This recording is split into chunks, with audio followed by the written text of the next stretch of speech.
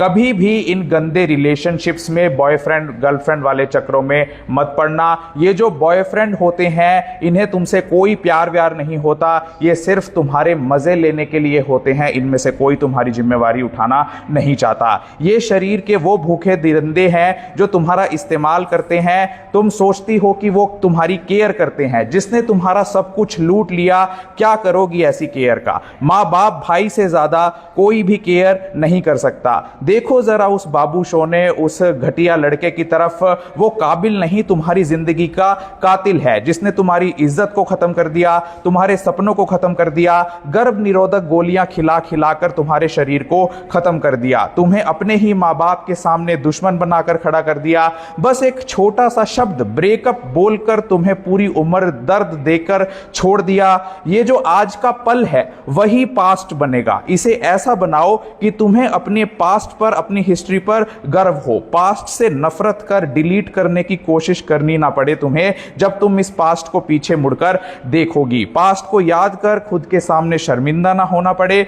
आज 10th class की, 8th class की बेटियां आजादी मांग रही हैं। किस चीज की आजादी? Mobile, WhatsApp, Snapchat, Facebook, Instagram पर अश्लील रील्स बनाने और रील्स देखने की आजादी। आज किसी भी ऐरे गहरे नत्थू खैरे के लड़के के चक्कर में पड़कर अपनी लाइफ को बर्बाद कर देने की और उसके हाथ की कठपुतली बनने की आजादी मांग रही है एक लड़की आजादी मांग रही है थाने में खड़े होने की, उसी बाप के खिलाफ, उसी भाई के खिलाफ जिसने तुम्हें अपनी बाइक, अपने स्कूटर, अपनी साइकिल पर बिठाकर तुम्हें स्कूल कॉलेज तक पहुंचाया और यह सोचा कि हां ये बेटी हमारे नाम को रोशन करेगी, घर के नाम को रोशन करेगी। सरकार ने नारा चलाया बेटी बचाओ बेटी पढ़ाओ का, क्या हम उस नारे को सार्थक कर रहे हैं? क्या हमें एक दिन ऐसा देखना पड़ेगा क्या कि जिस दिन हमें इस नारे पर भी शर्मिंदा होना पड़ेगा? लोग आज फिर से वो बातें करने लगे हैं कि बेटियों को घर से बाहर मत भेजो, बेटियों को आजादी मत दो। तुम्हें इतने सालों के बाद ये लड़ने की आजादी मिली है और उस आजादी का हम क्या यूज कर रहे हैं?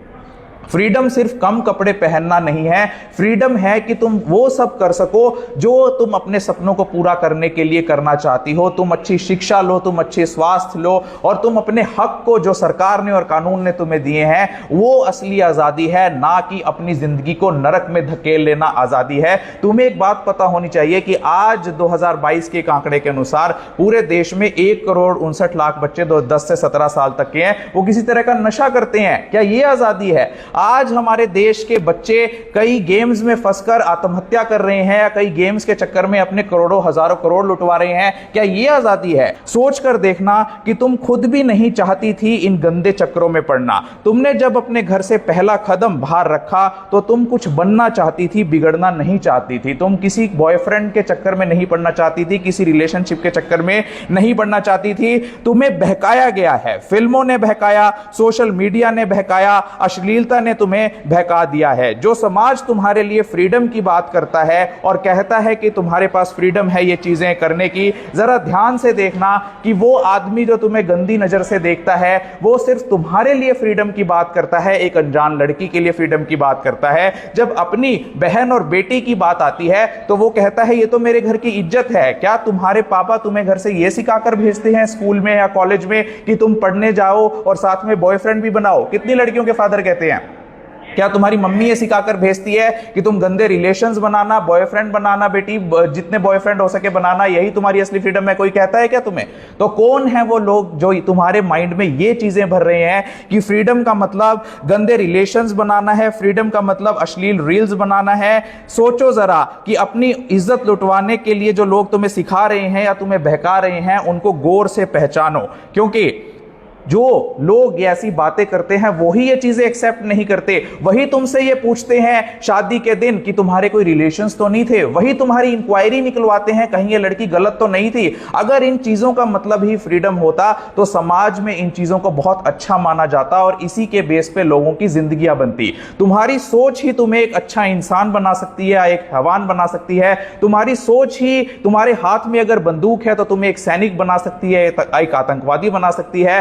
तुम्हारी सोच ही तुम्हें एक पीएन क्लास 4 बना सकती है और एक आईएएस ऑफिसर बना सकती है। तुम्हारी सोच ही तुम्हें एक अच्छी लड़की बना सकती है, घर का नाम डुबो देने वाली कुलक्षणी बना सकती है। यानी वो एक सोच, अगर तुमने जिस दिन से अपने दिमाग में वो अच्छी सोच पाल ली, उस दिन हम सब बेटियों का वो सपना जिसे हम लेकर चली थी, या जो सपना देखकर हमारे माँ बाप भाई ने हमें स्कूल भेजा था, वो सपना हम साकार कर पाएंगे। बहुत हो चुका ये बेशर्मी का खेल जो आज समाज में चल रहा है। अब दोबारा इंसान बनना होगा। होश में आ जाओ तो ठीक, वरना समाज खत्म होने की कगार पर है। फैसला तुम्हारा है। सोचो जरा, हमने आजादी का क्या मतलब निकाल लिया है और हमने अपना यूज करवा दिया है, सब कुछ लुटवा दिया है। क्या आज हम अच्छे इंसान हैं?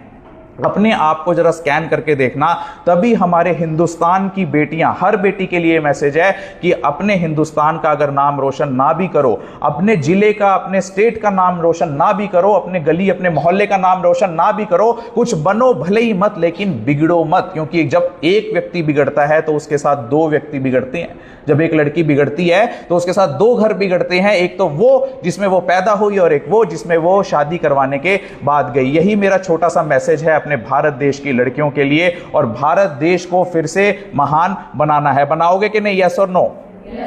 जोर से बोलो, यस और नो? भारत माता की, भारत माता की, जोर से बोलो, भारत माता की, वंदे। बहुत बहुत शुक्रिया, थैंक यू।